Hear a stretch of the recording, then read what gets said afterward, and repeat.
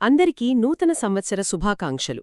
ఈ సమయానికి చాలామంది కొత్త తీర్మానాలు, లక్ష్యాలు అంటూ ఒక లిస్ట్ రెడీ చేసుకుని ఉంటారు. అవును, జిమ్కి వెళ్ళాలి, కొత్త స్కిల్ నేర్చుకోవాలి, ఇలాంటివి. కరెక్ట్. కాని మనందరికీ తెలుసు, ఫిబ్రవరి వచ్చేసరికి చాలా తీర్మానాలు గాలికి కొట్టుకుపోతాయి. బహుశా మనం లక్ష్యాలను పెట్టుకునే విధానంలోనే ఏదో లోపముందేమో. ఉండొచ్చు. అందుకే ఈరోజు మనం ఒక శ్రోత పంపిన కొన్ని ఆధారాలను లోతుగా చూస్తున్నాం. ఇవి లక్ష్యాల గురించి మన ఆలోచనా విధానాన్ని మార్చేలా ఉన్నాయి. అంటే బౌద్ధధర్మం దృష్టిలో అసలైన లక్ష్యమేంటి? అవును, ఇది చాలా సరైన సమయం ఈ విషయం మాట్లాడటానికి. మనం సాధారణంగా పెట్టుకునే లక్ష్యాలు పైపై మెరుగుల్లాంటివి. కాని ఈ ఆధారాలు జీవితపు అంతిమ లక్ష్యం గురించి మాట్లాడుతున్నాయి. అంతిమ లక్ష్యమా? అదేంటంటే దుఃఖాన్ని పూర్తిగా అంతం చేయడం. బౌద్ధ పరిభాషలో దీన్ని నిబ్బాణమంటారు, లేదా నిర్వాణం. ఓ ఆలోచిస్తే చరిత్రలోనే అత్యంత లక్ష్యకేంద్రీకృత వ్యక్తులలో బుద్ధుడొకరు. ఆయన తన ప్రయాణాన్ని మొదలుపెట్టిందే ఒకే ఒక పెద్ద లక్ష్యంతో. ఈ పుట్టుక, చావు, దుఃఖం అనే చక్రాన్ని ఎలా ఆపాలి అని. వినడానికే చాలా పెద్దదిగా ఉంది, దుఃఖాన్ని అంతం చేయడమనేది. మన రోజువారీ జీవితంలో ఈ నెల టార్గెట్ రీచ్ అవ్వాలి అనుకునే మనలాంటి వాళ్లకి కొంచెం ఎక్కువ గదా. ఖచ్చితంగా. అంత పెద్ద లక్ష్యాన్ని చూసి భయపడకుండా అసలు ప్రయాణం ఎలా మొదలుపెట్టాలి, అది సాధ్యమేనా అనిపిస్తుంది. మీరడిగిన ప్రశ్నలోనే అసలు విషయముంది. ఏ పెద్ద లక్ష్యాన్నైనా చూసి భయపడతాం, అందుకే దాన్ని చిన్న చిన్న భాగాలుగా విడగొట్టుకోవాలి. ఓకే. ఇక్కడే మనకు 2 రకాల శక్తులు అవసరమవుతాయని ఈ ఆధారాలు చెబుతున్నాయి. ఒకదాన్ని తార్కిక శక్తి అనొచ్చు, రెండోదాన్ని సహజ జ్ఞానం. తార్కిక శక్తి, సహజ జ్ఞానం. అవును, ఈ రెండు కాళ్లలాంటివి. ఒకటి లేకపోయినా నడక కుంటుపడుతుంది. ఓకే, 2 కాళ్ళు. ఇది ఆసక్తికరంగా ఉంది. అంటే మొదటిదైన తార్కిక శక్తి ఆ పెద్ద లక్ష్యాన్ని చిన్న ముక్కలుగా కట్ చేయడానికి ఉపయోగపడే కత్తిలాంటిదా? ఖచ్చితంగా. ఒక బ్లూప్రింట్ గీయడం లాంటిది. ఉదాహరణకు, నిబ్బాణం అనేది ఎవరెస్ట్ శిఖరం అనుకుంటే మనం బేస్ క్యాంపు నుంచే కదా మొదలుపెట్టాలి. సరిగ్గా అదే. మనం అడగాల్సిన ప్రశ్నలు: ఎవరెస్ట్ ఎక్కినవాళ్లు ఎలాంటివాళ్లు, వాళ్ల జీవనశైలి ఎలా ఉండేది? అదేవిధంగా బౌద్ధ మార్గంలో విజయం సాధించిన గొప్ప సన్యాసులు, గృహస్థుల జీవితాలను మనం ఆదర్శంగా తీసుకోవచ్చు. అంటే వాళ్ల జీవితాలను ఒక కేస్ స్టడీలా వాడుకోవాలన్నమాట. అవును, వాళ్లు ఎలా తమ సమయాన్ని, శక్తిని ధర్మానికి కేటాయించారో గమనించాలి. తర్వాత మనల్ని మనం విశ్లేషించుకోవాలి. నాలో ఉన్న మంచి గుణాలేవి, చెడు గుణాలేవి అని ఒక లిస్టు రాసుకోవడం లాంటిదా? అవును, ఈ వారం నా దానగుణాన్ని ఎలా పెంచుకోగలను, నాలో కోపాన్ని తగ్గించుకోవడానికి ఏం చేయాలి, ఇలాంటి చిన్న ఆచరణ సాధ్యమైన లక్ష్యాలను పెట్టుకోవడం. అదే తార్కిక ప్రణాళిక. అంతేకాని నేను నిబ్బాణం సాధించాలి అని రోజూ అనుకోవడం వల్ల పెద్దగా ప్రయోజనముండదు. ఉండదు. కాని ఈరోజు నేను 5 నిమిషాలు ఎక్కువ ధ్యానం చేస్తాను అనుకోవడం వల్ల ఉంటుంది. బుద్ధుడు కూడా హామీ ఇచ్చారు, మనలోని చెడు గుణాలను తొలగించుకోవడం, మంచి గుణాలను పెంపొందించుకోవడం ఖచ్చితంగా సాధ్యమేనని. సరే, ఈ తర్కం, ప్లానింగ్ అంతా ఒక కాలు. మరి రెండో కాలు, ఆ సహజ జ్ఞానం పాత్రేంటి? ప్లాన్ వేసుకున్నాక దాన్ని ఫాలో అవడమే కదా, మధ్యలో ఈ సహజ జ్ఞానమెందుకు? ఎందుకంటే జీవితం మనం గీసుకున్న ప్లాన్ ప్రకారం ఎప్పుడూ నడవదు. నిజమే. మీరు ఒక నగరానికి కొత్తగా వెళ్లారనుకోండి, మ్యాప్ అంటే మన తర్కం మీకు ప్రధాన రహదారులను చూపిస్తుంది. కానీ కొన్నిసార్లు ఒక రోడ్డు బ్లాక్ అయి ఉండొచ్చు, లేదా ఒక ఊహించని షార్ట్కట్ దొరకొచ్చు. ఆ సమయంలో మ్యాప్లో లేని చిన్న సందులలోంచి ఎలా వెళ్లాలో చెప్పేదే సహజ జ్ఞానం. వావ్, ఈ పోలిక అద్భుతంగా ఉంది. అవును, మనం మన ప్రణాళికను ఆచరణలో పెడుతున్నప్పుడు మన పాత కర్మల వల్ల కొన్ని అనుకోని అవకాశాలు, కొన్ని అడ్డంకులు వస్తాయి. వాటిలో ఏది మంచో, ఏది చెడో ఎలా తెలుస్తుంది? అక్కడే ఈ సహజ జ్ఞానం లేదా ఫెల్ట్ సెన్స్ అంటారే, అది ఉపయోగపడుతుంది.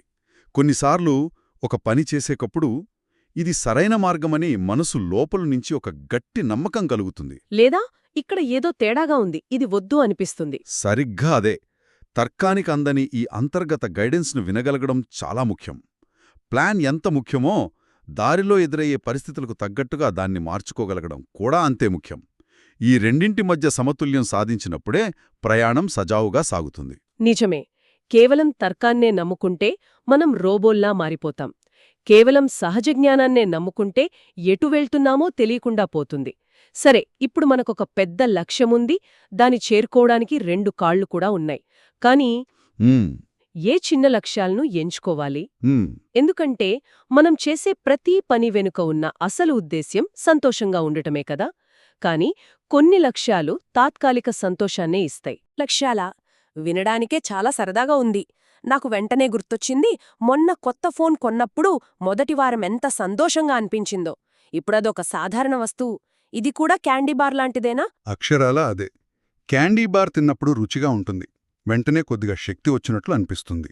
కాని గంట తర్వాత నీరసపడిపోతాం, మళ్ళీ ఆకలేస్తుంది. అవును, కొత్త ఫోన్, కొత్త కారు, ఉద్యోగంలో ప్రమోషన్ ఇవన్నీ అలాంటివే. అవి సాధించినప్పుడు కొద్దికాలం ఆనందం, ఉత్సాహం ఉంటాయి. కాని ఆ అనుభూతి చాలా త్వరగా ఆవిరైపోతుంది. మనం పెట్టిన శ్రమ, సమయం చాలా ఎక్కువ, కాని దాన్నుంచి మనకు తిరిగొచ్చిన ఆనందం చాలా తక్కువ. శాశ్వతం కాదు. ఖచ్చితంగా. మరి దీనికి ప్రత్యామ్నాయమేంటి? క్యాండీ బార్ కాకపోతే మనం ఎలాంటి లక్ష్యాలను ఎంచుకోవాలి? వాటిని ఆరోగ్యకరమైన ఆహారం లక్ష్యాలతో పోల్చారా? అవును. లేదా ఇంకా మంచి పోలిక, తెలివైన పెట్టుబడి. ఉదాహరణకు, ఒకరి దగ్గర 10,000 రూపాయలు ఉన్నాయి. దాంతో స్నేహితులతో కలిసి ఒక పెద్ద పార్టీ చేసుకోవచ్చు.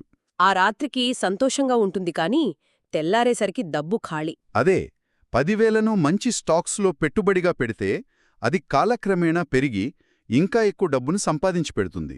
అంటే మన సమయాన్ని, సంకల్పాన్ని కూడా మనం ఒక పెట్టుబడిలా చూడాలన్నమాట. మనకు తిరిగి ఇంకా ఎక్కువ శక్తిని, సంతోషాన్ని ఇచ్చేవాటిపై పెట్టుబడి పెట్టాలి.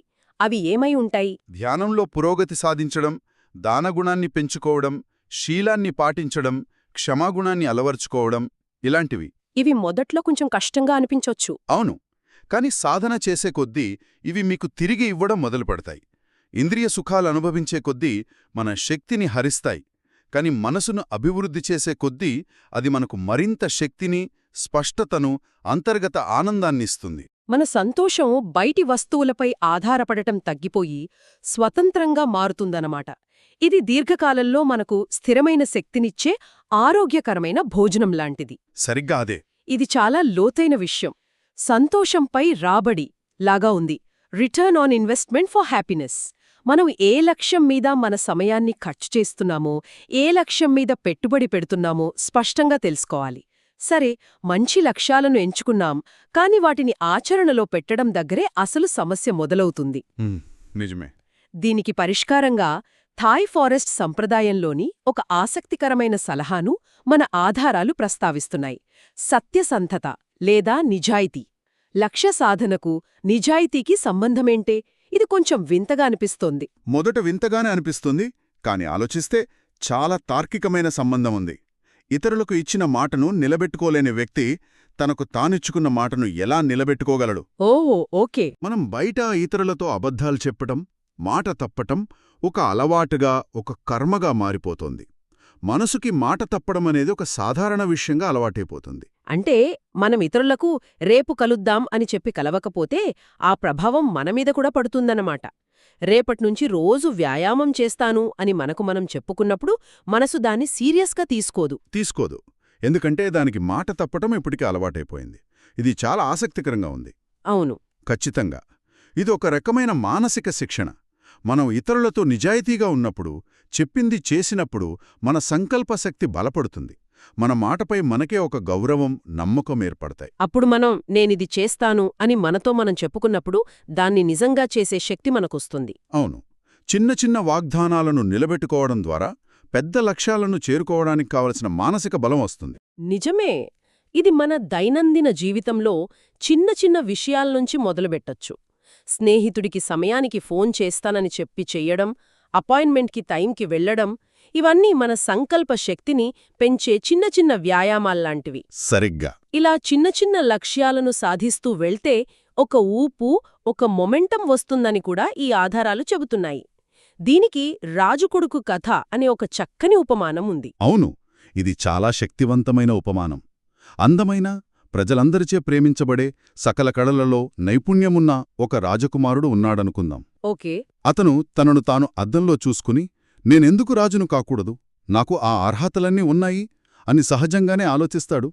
ఎందుకంటే ఆ లక్ష్యమతనికి అందుబాటులో ఉన్నట్లు అనిపిస్తుంది. అయితే అదే నగరంలో వీధుల్లో భిక్షమెత్తుకునే ఒక పేదవాడికి నేనెప్పుడు రాజవుతాను అనే ఆలోచన కనీసం రాదు. రాదు.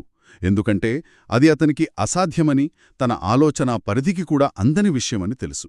సరిగ్గా అదే పాయింట్. అర్థమైంది.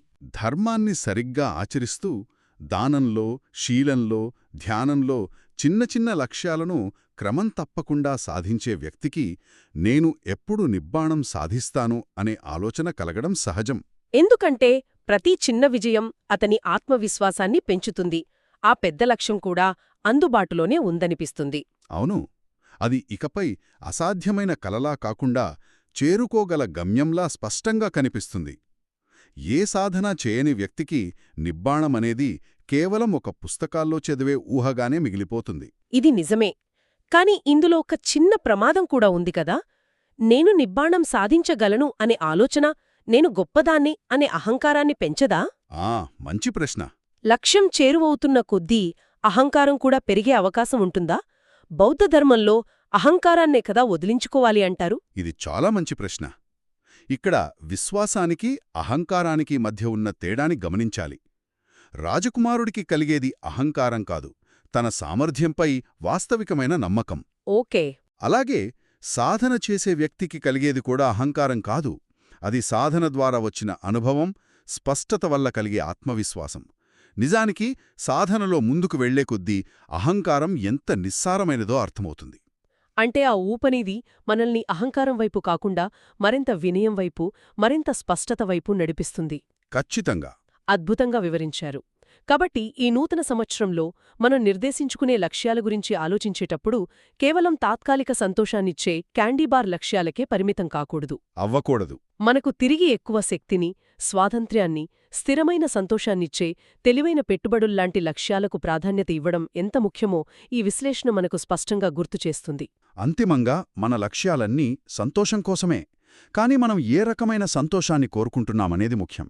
క్షణికమైన ఆనందమా, లేక శాశ్వతమైన అంతర్గత ప్రశాంతత? అవును. సరైన లక్ష్యాలపై పెట్టే సంకల్పం మనల్ని అంతర్గతంగా సుసంపన్నం చేసి జీవితపు అంతిమ లక్ష్యం వైపు నడిపిస్తుంది. ఈ చర్చను ముగించే ముందు మన శ్రోతల కోసం ఒక ఆలోచనను వదిలివెళుతున్నాను. మనం మన లక్ష్యాల ద్వారా వచ్చే సంతోషంపై రాబడిని ఎలా కొలవగలం? మన జీవితంలో ఏ లక్ష్యాలు నిజంగా మనల్ని సుసంపన్నం చేస్తున్నాయో, ఏవి కేవలం మన శక్తిని క్యాండీబార్లాగా హరిస్తున్నాయో ఒక్కసారి ఆగి ఎలా గుర్తించాలి? బహుశా మన తర్వాతి తీర్మానం ఇదే అయ్యుండాలేమో.